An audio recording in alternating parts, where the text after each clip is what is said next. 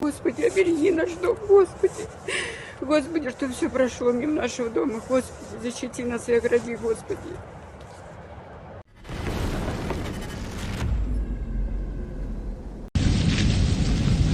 Ukrainian drones struck the Dmitrievka oil depot in Russia's Tambov Oblast, Ukraine's general staff confirmed. After the depot was hit, a fire broke out at the facility, with preliminary reports indicating that several oil tanks were on fire. According to the general staff, the facility is used to supply the needs of the Russian army.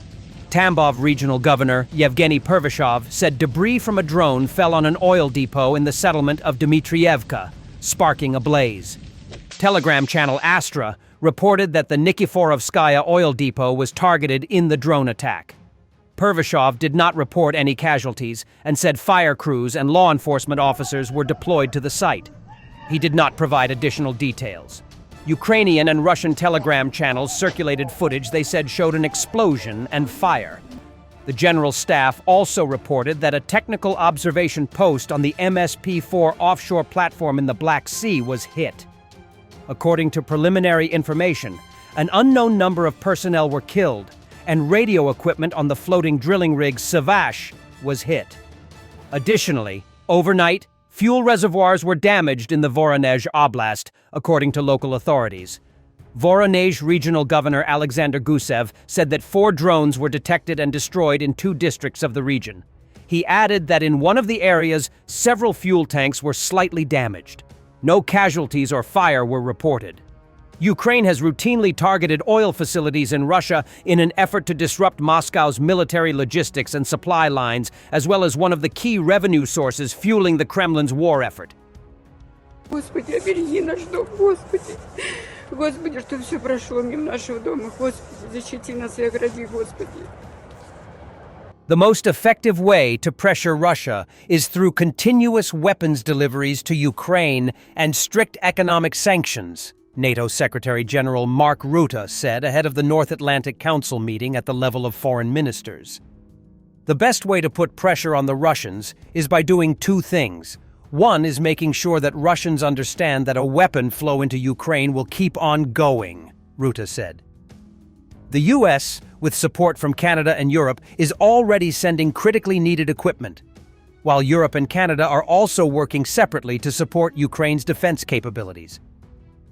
And secondly, making sure that economic sanctions bite, they are effective, he said, adding that the U.S. and Europe are working together to maximize the effect of sanctions.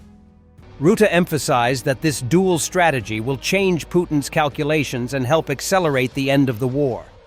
Weapons supplies have become a critical factor enabling Ukraine to defend its territory and strengthen positions on key fronts. In addition to material aid, Western countries provide training and logistical support, increasing the effectiveness of the weapons. This comprehensive support forms the basis of the West's strategy, combining military aid and sanctions to pressure the Kremlin and speed up the war's end. Rutte also stressed that allies should allocate at least $1 billion per month for U.S. weapons supplies to Ukraine. Previously, Ukraine requested that European partners provide additional billions of euros by the end of the year. It was also reported that the administration of U.S. President Donald Trump approved the first 2 packages of military aid to Ukraine under the Pearl program.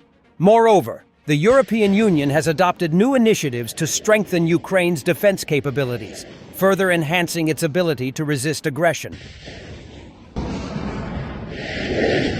The moment a Shahed attacked a Ukrainian mobile fire group that was hunting it, likely somewhere in the Chernihiv region.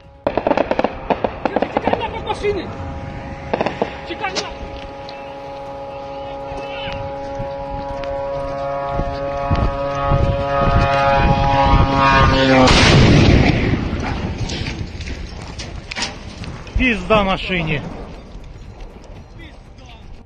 On the Lyman front, a Russian assault group on motorcycles tried to break through and seize the positions of the tank crews of the 66th Separate Mechanized Brigade under the cover of fog.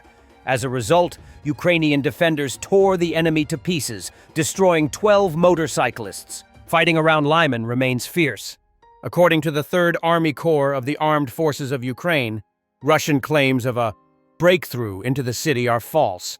Ukrainian troops reportedly repel about 40 assaults per day on the approaches to Lyman. Over the past 24 hours, Russian forces launched more than 30 attacks on the Lyman sector, targeting villages such as Novovodyane, Novoehorivka, Zarychna, Mirn, and others. Ukrainian defenders are not just holding the line. They've also intensified forest clearing operations near Lyman, using drones, snipers, and infantry to deny Russian units cover and intercept infiltration groups before they can regroup for another push. Putin says Russia is ready if Europe starts a war, claiming Moscow doesn't want conflict, but is prepared. He also rejected current European peace proposals on Ukraine as unacceptable, and threatened broader strikes on Ukrainian ports and vessels in response to recent tanker attacks. We're truly preparing. We are not going to fight with Europe. I've already said this 100 times. But if Europe suddenly wants to fight us and starts, we are ready right now.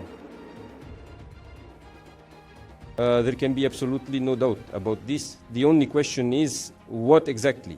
If Europe were to suddenly initiate a war with us, I believe things would escalate very rapidly, because this is certainly not Ukraine. With Ukraine, we are operating there in a very surgical manner, proceeding very carefully, so that, well, it's understood, isn't it? This is not a war in the direct contemporary sense of the word. Should Europe suddenly decide to wage war against us and initiate it, then it's highly probable a situation could very rapidly develop where we would have no one left to negotiate with. Trump claimed he ended 8 wars and now aims to end the Russia-Ukraine war too. But we're trying to get that settled. I've settled 8 wars. This would be the 9th, and our people are over in Russia right now to see if we can get it settled. Not an easy situation, let me tell you. What a mess. It's a war that never would have happened if I were president. Stories of prisoners captured by fighters of the 425th Separate Assault Battalion, Skelia. One of them, Pavel Karpov from the Transbaikal region, was taken prisoner in the village of Berezove in the Dnipropetrovsk region. Karpov finished only 8 grades of school and, according to him, signed a contract because he was thinking only about money and wanted to quickly earn to buy a car. Were there many young people like your age with you at the training ground? Yes, well, exactly my own age, not really. Well, plus or minus 2 or 3 years.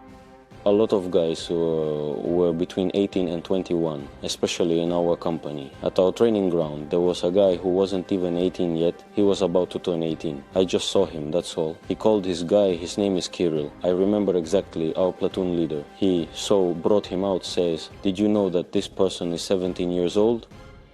Like he's gonna be 18 in literally just 2 weeks. We are all just in shock, staring at each other, thinking he's only 17 and they took him away. Usually at 17, you're not even supposed to be. No, but how was it taken? Let's be honest. Signed contract. Signed the contract. How on earth did they take him? Apparently they didn't give a damn that in a month it was his birthday. He was turning 18. What's your education? 8 years of school. Why only 8 classes? Well, I studied up to the 8th grade and I was held back for a second year. Then I didn't want to study at all. I mostly thought about money, like how to earn money, mostly to earn more money, like to buy my first car, because I dreamed of a car. Well, and then I completely stopped studying. They make me repeat the year once more, and they try to make me return to school. I was put on distance learning, so I'd do my homework at home, bring it to school, at least that. But I did nothing. I was just always working odd jobs, getting hired. My sister got me a job as a cook in that town, so I was always, well, on the move. It was quite boring, yeah, before school. Thanks for watching, and don't forget to subscribe. Also, if you want to support Warthog Defense, please become our member and get early access to new videos, exclusive members-only videos, and become administrator in comments section. The membership link is in the description. Rescues every day. We had a guy last week at 6 rescues in 6 days. You know, he's doing the job every day.